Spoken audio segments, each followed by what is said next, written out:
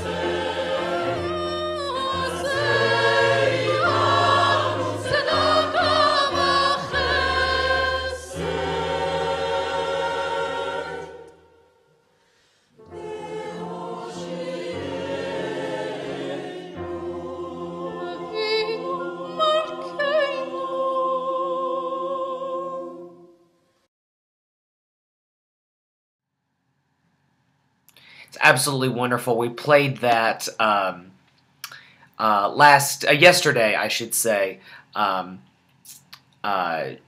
the afternoon. I call it the afternoon service that we did yesterday because it was 1 o'clock my time. But I love Avinu Malkeinu. As Audie has been posting in the chat room, we're going to be reading Genesis chapter 21. That's verse 1 through verse 34. That is our reading for first day Rosh Hashanah. And it has a lot of different themes to it. You don't have to have the text open if you want to just watch the screen and be able to use the chat room. You can do that, or you can go on ahead and open the text. But what I'm going to do is I'm going to go over a few of the themes, and then we've got something special. During a Torah reading, normally you have the Torah actually read. A Sefer Torah is pulled out, it's opened, blessings are said, and then you have a reader who actually chants that portion. Now, we don't have a Sefer Torah physically here, but through the power of the internet, we've managed to get one. And we've managed to get a chazan who is going to read for us. But I'm going to go over real quick some of the themes, and then we're actually going to listen to the Torah being chanted in Hebrew. Then we're going to come back to this class, and we're going to discuss a little bit more. So, what are some of the different themes that's going on here in Genesis chapter 21? So, the first theme that we have is the idea that God remembers Sarah. And so this is connected to, actually, so it's connected to the two readings that we have for Rosh Hashanah. And it's a sort of a back and forth process. The first is the allegory of God remembering Sarah. So that's in this week's Torah portion. Or in this night's Torah portion, rather. Tomorrow, we're going to have a different reading. We're going to have the Akedah, which is the binding of Isaac. And what's interesting about that is that's about a human being. It's about Avraham remembering God. Okay, so in this case, God has made a promise to Sarah, and God fulfills it. Tomorrow, we're going to see the reverse. We're going to see God making a command, and Avraham going through with it. So it's an interesting back and forth process between today's reading and tomorrow's reading. But nevertheless, God remembers Sarah. She conceives a son, Isaac, or Yitzhak. He is circumcised on the 8th day, which is part of why we have the circumcision ritual.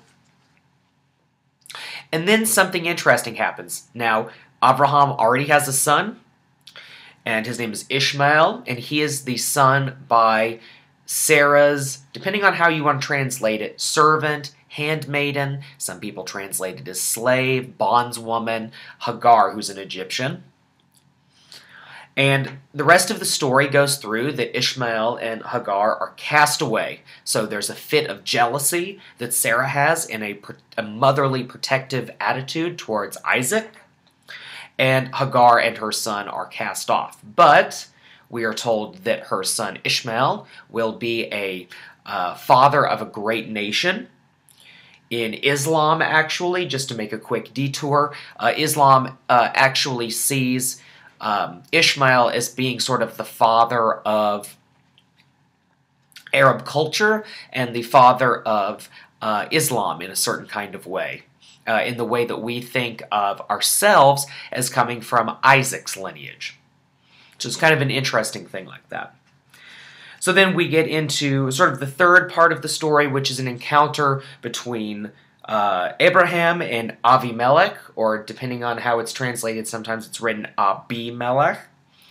And this is basically a covenant that is made between Abimelech and Avraham. So we learn about covenantal relationships in this third portion of this text that we are reading tonight. So with that, we kind of know what to expect. I want you to try something. Now, you may not be fluent in biblical Hebrew, which, by the way, people ask all the time about speaking Hebrew. It's important to know no one speaks biblical Hebrew, right? Biblical Hebrew is a textual language. It's not a spoken language. I get emails all the time from people who say they want to learn how to speak Hebrew so that they can read the Bible. And that's not quite right. You learn how to read biblical Hebrew and to chant it. If you want to speak Hebrew, then you have to learn modern Hebrew, which is a different kind of language. Anyway, that's just a little piece of trivia. Perhaps at a party you can throw that one out there. But what I want you to do is to think about the text, think about some of the words that we're going to have coming up. We're going to have words like Avraham. We're going to have the word Yitzhak, Sarah, Abimelech, Hagar, These are all names that you'll be able to hear. You're gonna have let's see, Abimelech, Beersheba, Philistine. Let's see, what else are we gonna have? God's name. You're gonna hear God's name. So you're gonna hear a lot of words, and I want you to try to, even if you don't understand what's being chanted, if you're not following it as a sentence, if you kind of hear these little words, think of them, every time you hear a word, if you hear a name, Sarah, Abraham, whatever the case may be, Hagar, every time you hear one of these words, I want you to see if you can sort of pick up on it, right? And if you can have it sort of resonate with you. A lot of times when people hear the Torah being read, because they can't understand it like a spoken language, they zone out. This is not a spoken language, it's a literary language. So when you hear a name, or perhaps you hear a word like the word that's used for God, or Shamayim, which means the sky or the heavens, when you hear these words, try to draw them close to you. Try to draw them in. And here's why I say that we should do that. I know that sounds sort of like a hippie meditation thing, but here's why I want you to try to do that as best as you can. Perhaps you may even need to close your eyes instead of watching the video. The bracha for studying the Torah, which we're actually going to say before we watch the Torah reading video, has the word la'asok. All right, and this word is to engage. Most people think that the blessing for studying Torah is something like Baruch atah Adonai, blah, blah, blah, blah, blah, to study Torah, right? In the same way that every blessing starts Baruch atah Adonai, yada, yada, yada, to do something, right? And that it's literal, right? Or that it's something like Hamotzi lechem min haaretz, who brings forth bread from the earth. That it's a very literal thing. Okay, but asok is engage. It's not study. It's not learn. That would be limud or limod, right? It's to engage with, which is really, really interesting. When I think of studying, I think of learning something, memorizing it, and taking a test. But that's not what this bracha is. The bracha isn't, the blessing isn't, blessed are you, Lord our God, King of the universe, who sanctifies us with commandments and commands us to memorize the Torah. It doesn't say that. The bracha is to engage with Torah, to wrestle with Torah, to take in Torah, to have a relationship to Torah. And I think that that's a more profound thing. So perhaps your relationship to Torah is a distant one, and that's perfectly okay. But in this moment, if you can, try to allow Torah to come into you, even if it's just a few little words that you hear. And as you hear the Torah being chanted, type in the chat room. Say how you feel about that. What's that experience like for you? And when we come back, we will intellectually engage in the Torah. But for right now, let's go on ahead and let's move into the reading of the Torah, and we'll say the bracha for engaging with Torah. So, Baruch atah Adonai Eloheinu melech haolam, asher kitshanu b'mitzvotav v'tzivanu la'asok b'divrei Torah. And now, the Torah reading for the first day, Rosh Hashanah.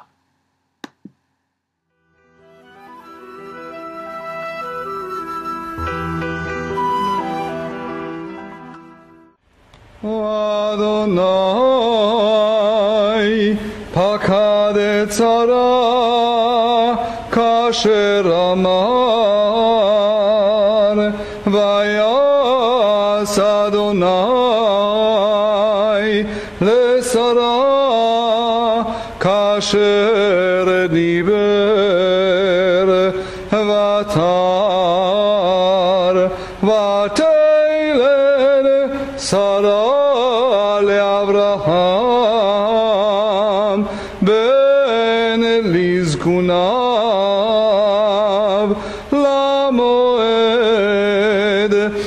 אשר דיבר איתו אותו אלוהים. ויקרא אברהם את שם בנו הנולד לו, אשר ילדה לו שרה, יצחק. וימול אברהם את יצחק בנו בן 8 ימים, כאשר ציווה אותו אלוהים.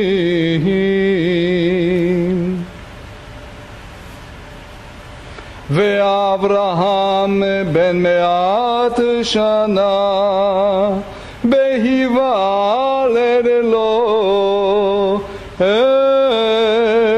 יצחק בנו.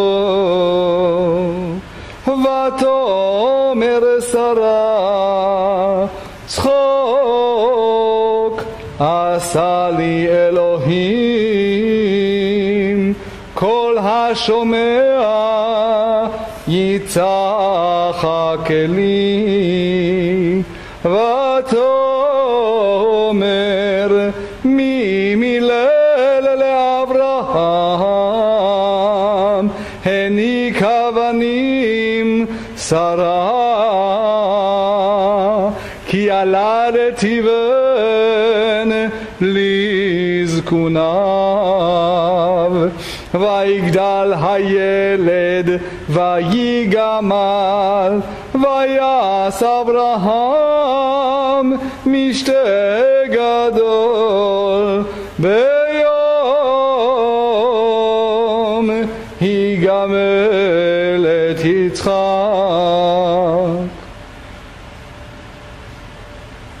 ותרא שרה את בן הגר המצרית, אשר ילדה לאברהם מצחק. ותאמר לאברהם, גרש המזות ואת בנה, כי לא יירש בן המזות עם בני עם יצחק. וירא הדבר מאוד בעיני אברהם על אודות בנו. ויאמר אלוהים אל אברהם, אל יירא בעיניך על הנער ועל אמתך, כל אשר תאמר אליך שרה שמע בקולה, כי ויצחק יקרא לך זרע.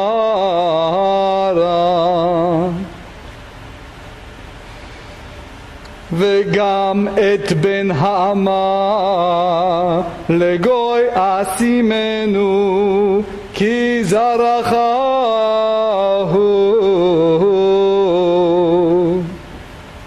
וישכם אברהם בבוקר, ויקח לחם וחימת מים, ויתן אל הגר, שם על שכמה,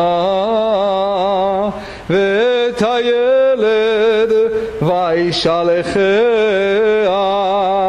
ותלך ותטע במדבר בארץ ושבה, ויכלו המים מן החמת, ותשלך את הילד תחת אחד השיחים, ותלך ותשב לה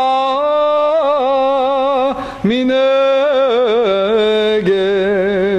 הרחק, כי מתחווי קשת, כי אמרה אל אראה במות הילד,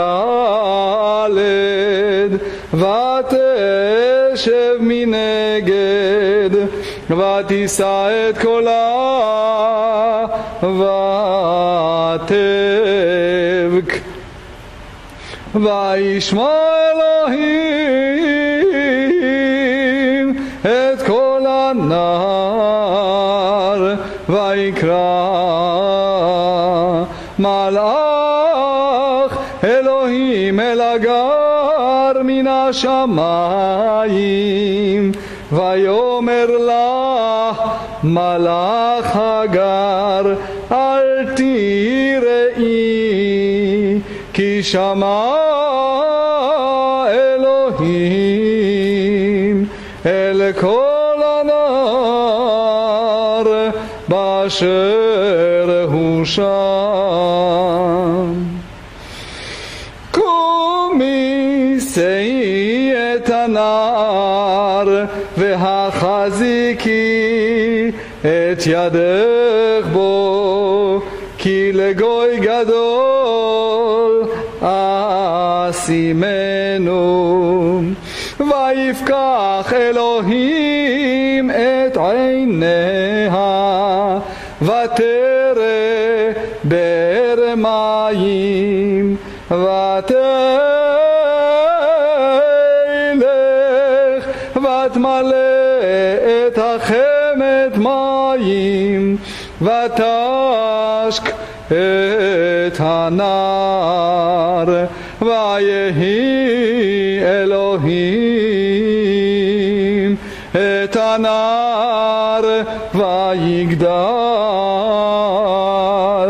וישב במדבר, ויהי רובה קשת,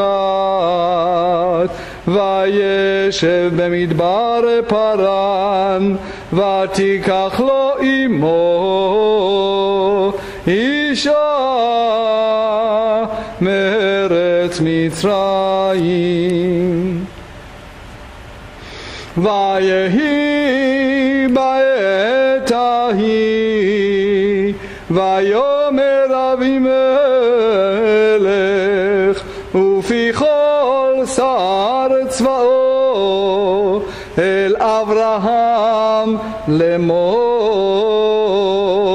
אלוהים עמך בכל אשר אתה עושה, ואתה הישבעה לי ואלוהים הנה, אם תשקור לי ולניני ולנכדי, כחסד אשר עשיתי עמך תעשה עמדי, ועם הארץ אשר גרת בה. ויאמר אברהם אנוכי אשבע. והוכיח אברהם את אבימלך על אודות באר המים אשר גזלו עבדי אבימלך. ויאמר אבימלך לא ידעתי מי עשה את הדבר הזה, וגם אתה לא הגדת לי, וגם אנוכי לא שמעתי בלתי היום. ויקח אברהם צאן ובקר, ויתן לאבימלך, ויכרתו שניהם ברית. ויצב אברהם את 7 כבשות הצאן לבדהן. ויאמר אבימלך אל אברהם, מה הן 7 כבשות האלה אשר הצבת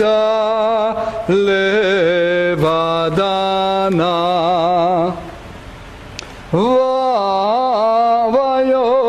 ויאמר כי את 7 כבשות תיקח מידי, בעבור תהיה לי לעדה, כי חפרתי את הבאר הזאת. על כן קרא למקום ההוא באר שבע, כי שם נשבעו שניהם. ויכרתו ברית בבאר שבע, ויקום אבימלך ופי כל שר צבאו, וישובו אל ארץ פלישתים. ויטע אשל בבאר שבע, ויקרא שם בשם אדוני אל עולם. ויגור אברהם בארץ פלישתים ימים רבים.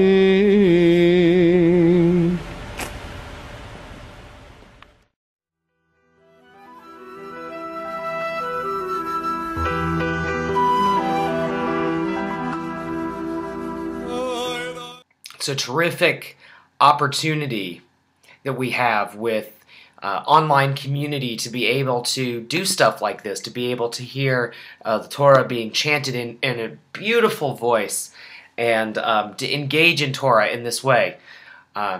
One of the things that I think is really interesting in Judaism is the idea of lador vador.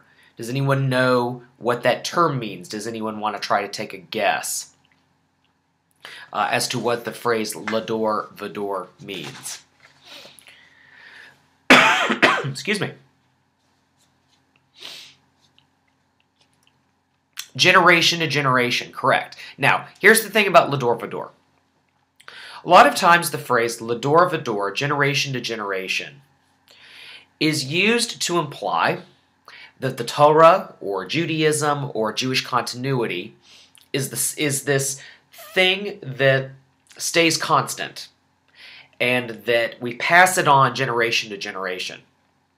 And I always kind of thought of it that way too.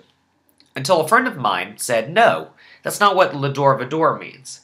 It means generation after generation, we have to interpret the Torah. And every generation has that right to interpret and to engage with, la'asok, the Torah. And I think that that's a very interesting proposition, that lador vador doesn't mean Jewish continuity, it means the continuity of change. Or as Tevye from Fiddler on the, Fiddler on the Roof says, our ways were once new too. Which I think is a really profound idea, that our ways were once new. So let's look at the text here. So the first thing that kind of sticks out in my mind that I wanted to discuss was this idea of God promising Sarah that she would have a child. And we have to remember that for better or for worse, during that time, a woman's worth was the ability to have children. And that not being able to conceive was considered a spiritual affliction. Now, I'd love to know from the women in the chat room, from everybody, but especially from the women in the chat room tonight, how does that make you feel? How does that feel for you to have that in the text, in the beginning of this text? Additionally, this is where guys can kind of chime in. We have this idea of Avraham circumcising Yitzhak when he was 8 days old. Now, this isn't the first time that the Torah mentions this. It mentions it earlier. Some scholars have argued that circumcision was not a part of the original covenant, but that it was actually added later as a way of reinforcing temple priesthood. Now, whether you believe that or not is not important, but I'd love to know, for the men, what do you think about this? So we have a very female issue of the idea that spiritually you're disadvantaged because you aren't having children. And then at the other side, we have a masculine issue of having to be changed physically, to have your body physically altered in order to be connected to the Jewish future. So I'd be interested in seeing what the back and forth would be on that. So we've got a few people here saying it's talking about Sarah's barrenness. Of course, she ends up having a child, but her supposed barrenness. And someone says, it's annoying. I knew from an early age I would not bear children, and adoption didn't work either. Sarah says, maybe it's more than having children is a spiritual blessing, so not having them means a disadvantage. Okay, it's possible. Rachel Esther says, I look at it as just being what it is. That was, and sometimes still is, the culture, but without women there would be no people. Fair enough. Hannah says, if my only value is that of childbearing, then I feel devalued as a human being. Fair enough. Susie Marie says, I understand it from that time and that place. We live in a different time and place. I think that a modern interpretation can be made from this, and it can mean something in a more modern sense. Darian feels the same way. Understand it for the context of the time, but maybe today, not so much. Zippy says, I've been reading again, this is real and you are completely unprepared. And it talks about Hashem remembering Sarah as pertaining to the modern reader, to how women's perspectives and narratives have been ignored in history. Now, an excellent point about that. Two of the oldest texts, if not the oldest texts, that we have in the Bible are the Song of Deborah and the Song of the Sea, the Song of Miriam. So the two oldest pieces of our sacred text come from women. So pretty interesting stuff. I learned that from Richard Elliott Friedman last weekend at a conference, a retreat actually, that we were at. Richard Elliott Friedman is a premier language and Bible scholar. Rachel says we need to also remember that it's the mothers and women who are the first teachers. Excellent. Great point.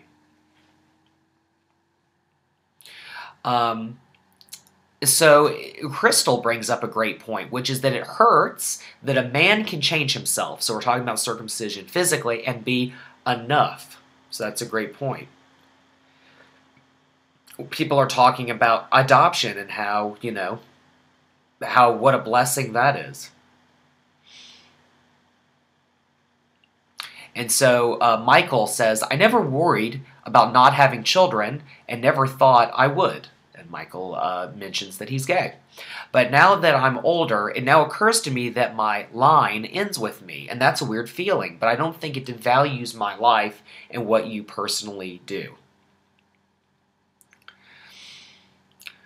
And so Sarah brings up Jewishness being passed down through the mother. That's a later rabbinic idea. Initially, it was passed on through the father. The reason that it was changed was because of issues of rape. Rape was very common in warfare. Unfortunately, in a lot of parts of the world, it still is. You also had men who would go off to fight in battle, and they would disappear. And that still happens, unfortunately. So you would have women who would be back home. You wouldn't know who the father necessarily was, so the rules were changed to allow for that, to allow women, because you always knew who the mother was. You maybe didn't always know who the father was, but you always knew who the mother was. So that's where that tradition comes from. It's supposed to empower women in a certain kind of way.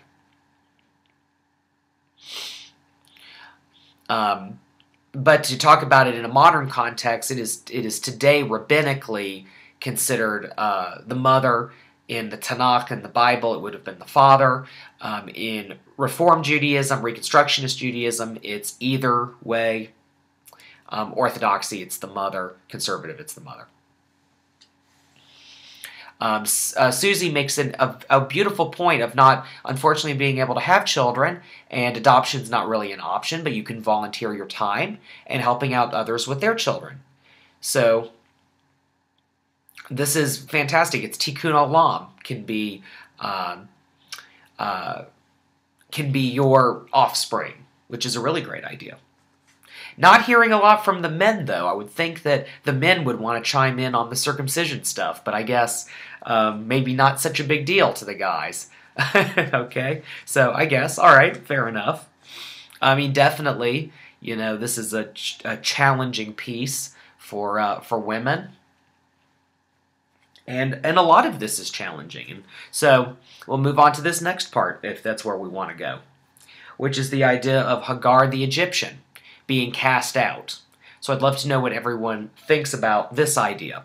Basically, what the story is saying is that Ishmael is making fun of or having fun with Isaac. All right, so he's bullying him or teasing him or something to that effect. This combined with the fact that Sarah is 90 years old, Abraham is 100 years old, they can't handle it. It's too much. It's too stressful. All of the use of the words laughing or he laughed, or there's a Torah portion that starts off with Sarah laughed. All of this laughing relates to sort of the folly of these two old people having children, the folly of being unable to give birth, the folly of this triad family that they have. I mean, you have to realize that Hagar is the handmaiden. She's the servant, right? But she's also carrying Abraham's child and gives birth to him. And so there's this very difficult, obviously very difficult situation. So let's see what everyone has to say about that. So Lanny brings up a great point, which is, when does an older child not make fun of or make sport of younger siblings? Fair enough. That's absolutely a great point. There's a guest in our chat room who says, I have an issue with Hagar being cast aside. Where is Abraham on his responsibility as a father to Ishmael? Great point. Rachel Esther is talking about Yitzhak and making sport versus making fun. So, great point. Crystal says, I was thinking about how terrifying it must have felt as a mother when she was cast away. Being in a world that didn't support single mothers must have been so scary. And that's true. You know, in a sense, to have not had a family back then, right? To not have people who took care of you in the ancient world was terrifying. You had no social support system. And that's just unbelievable to think of not having any kind of support system at all. We talked today about the safety net. You know, what's the social safety net, whether it's private charity or government or education or whatever the case may be. You know, what's the thing that's going to keep people and society secure? And for most of human existence, it's been the family, right? Tribes are groups of families. So when I read that text, that's one of the things that jumps out at me, and Crystal brings that up. The fact of the matter is, being cast out as a single mother, as a single person, is huge. You know, another way of thinking about it is that Avraham is said to have been so hospitable, right? And this is the antithesis of hospitality. Chana brings up an excellent point that Hagar translates to stranger, which implies that she is always on the outside of the family unit. And so that's absolutely a great point. Patrick, however, Patrick Church redeems this. He says, Avraham casts out Hagar, yes, but Hashem doesn't cast out Hagar. There's comfort and promise. And Rachel Esther bounces off that as well, saying that in this text we see Hagar's strength and willingness.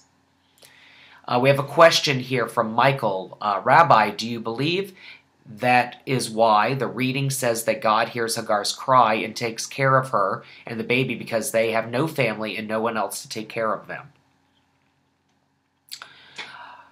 So, I read this text in a lot of ways. So, I'll give you a few sort of kind of things that jump out at me. You know, what this text does is it says that any person who is connected to spiritual family, which we have to remember that's basically who Avraham is. He's the focal point of spiritual family in this text. Anyone who's connected is protected. So I'll say that one more time. Anyone who's connected is protected. So I think of the number of people that come around my home, because we have, my home is a very open home. People come over for Shabbat. People come over for holidays. I've had 40 of my closest and newest friends come over for the high holidays so far, physically, not including the hundreds of people who have I've had the chance to connect with here at OneShul online.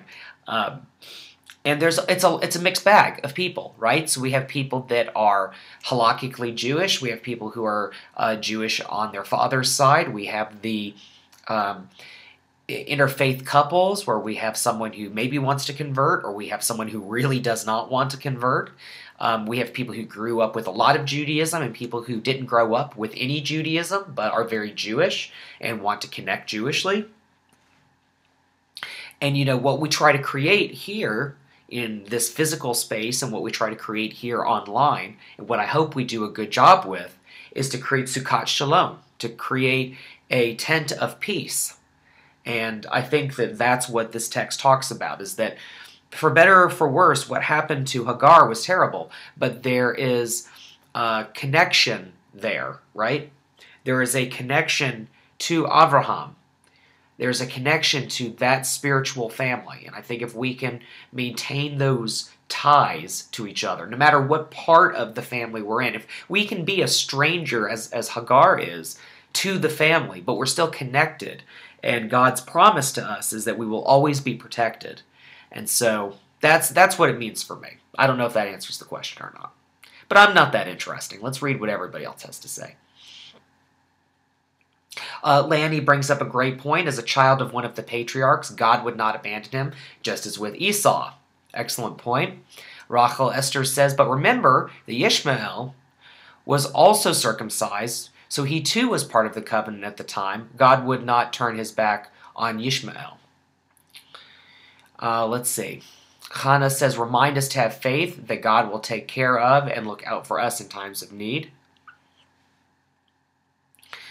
Zippy says, how often do we see this hatred and jealousy between women still? What's interesting is that Sarah's great children are all ultimately included, regardless of whether they were born from Rachel or Leah or Leah's handmaidens. Now, this is an excellent point.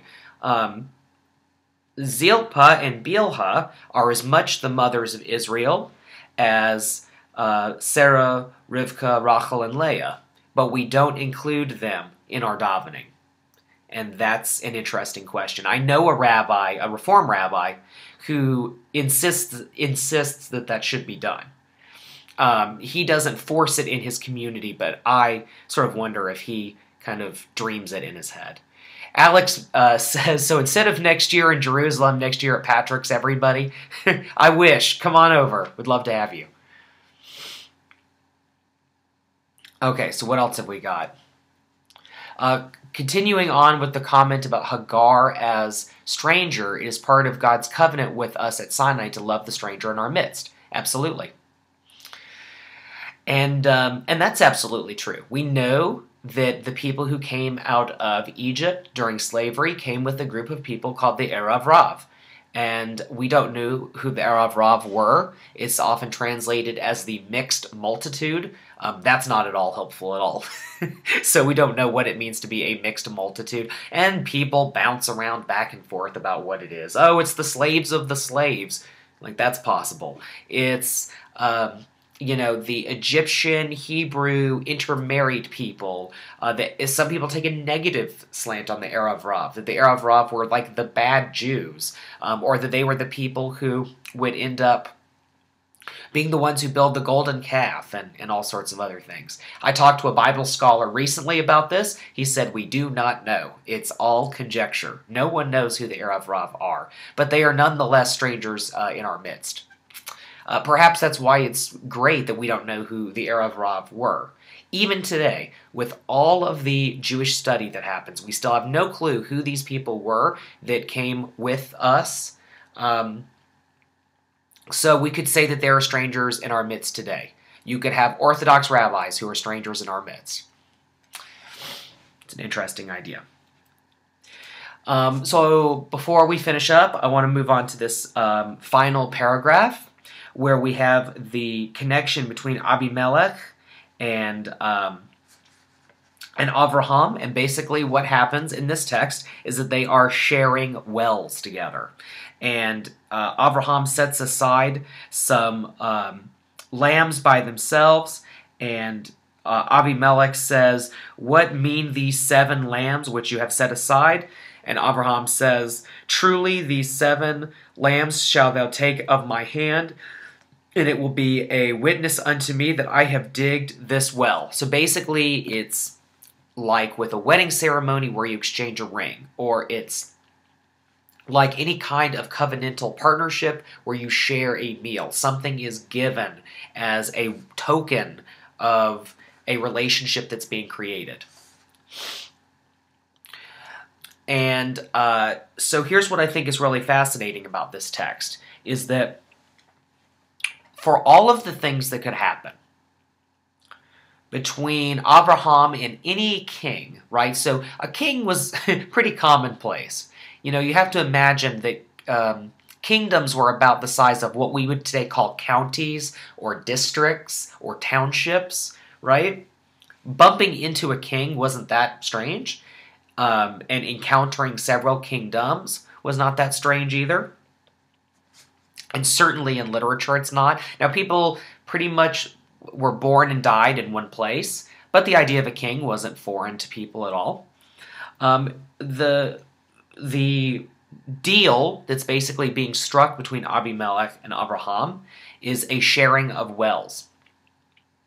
Now, a well is particularly special in the Torah because it is the central meeting place, and it's where relationships happen. You know, everyone has to go to the well. Everyone needs water, so it becomes the communal meeting place. It's where relationships develop. It's where deals are made, and there are several stories in the Bible, we won't get into them, about the well. And the bottom line is that the well is a communal utility. Everyone has to get along and share it, because if you don't share it, you die. There's no way around it. You can dig your own well, but it's a lot easier if you share a well and everyone digs wells together. It is what is called a non-zero-sum game. So a zero-sum game is where there's a winner and a loser. I take from you, I win. Or I've beaten you, I win, right? A non-zero-sum game is a game of cooperation where everyone wins. And that's what we have here.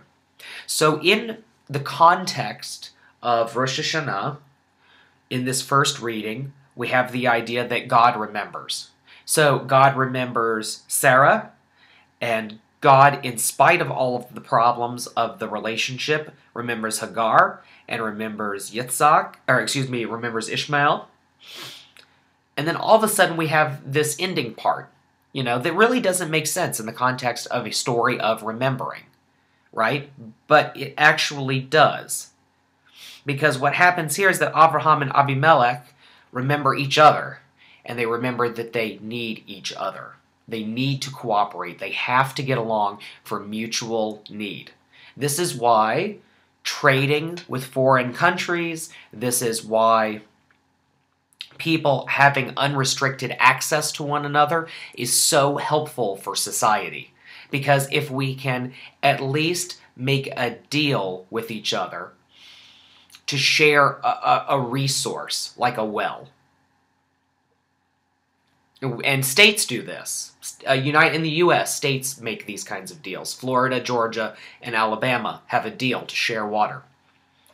If we can make these kinds of deals to trade with each other and to share with each other, then it breaks down a lot of barriers.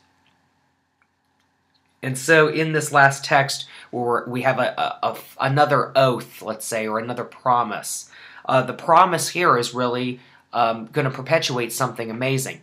Because when you share water, you're sharing community, right? Because Abraham's descendants, Abimelech's descendants, his community, are going to meet each other at the well. And that means they're going to be connected.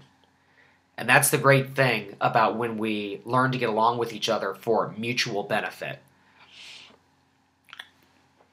We get along. If we can share something, or if we can trade with each other, then we'll need each other. We'll be dependent on one another.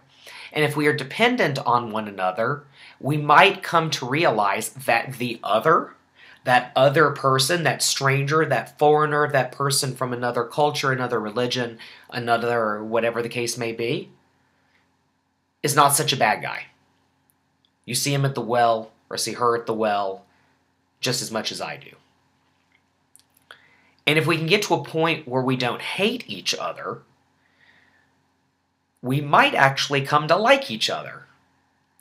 And if we like each other enough, then we may come to love each other, which should be the ideal. But we have to start by sharing some wells. This section of Rosh Hashanah is all about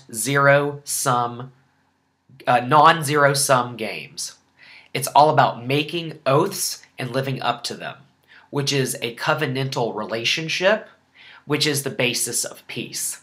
Making deals with each other is a way to make peace. Every relationship has boundaries and barriers and rules that have to be followed, and every relationship's different. You may have a relationship with a spouse that's very different from a relationship that you had with a previous boyfriend or girlfriend, right? You are the same person, but the covenant may be different, right? You may have several children, should you be blessed with several children. And although you treat them all fairly, you don't treat them all equally because you have different covenantal relationships with them. And that's the important thing. It's about covenantal relationships. It's why we have to go sit Shiva, even if we don't know the person. We have a covenantal relationship with that person. It's why we go to a bris or we go to a wedding, even if we don't really know people that well. Because we have a covenantal relationship. We have a relationship with God. We have a relationship with other people. And that's all this is about. It's all about relationships. And everything in the universe is in relationship to something else. So when you're maybe tired of God and tired of people, just look up at the sky and you'll see things in relationship to other things. So I want to thank you all for coming to tonight's Torah reading and Torah study. Tomorrow at 10 a.m. Eastern, we're going to have another class. It's going to be just like this. However, we're going to talk about one of my favorite pieces of text, the Akedah, the binding of Isaac. And I want you to think about this until tomorrow. Would a loving God ask someone to kill his child? Think about that. And I hope I'll see you tomorrow at 10 a.m. Eastern Time. As I mentioned earlier, we are a nonprofit organization. We rely entirely on your donations. There are no High Holidays tickets. There are no memberships because we serve everybody. That's really what makes our community terrific. We don't have membership fees because everyone who comes is a member. If this is your first time here, you are a member. And if you want to be a member, then you can be a leader. You can be whatever you want to be in this community. Whatever your particular talents are, whether it's, writing, teaching, Jewish music, graphic design, spell checking.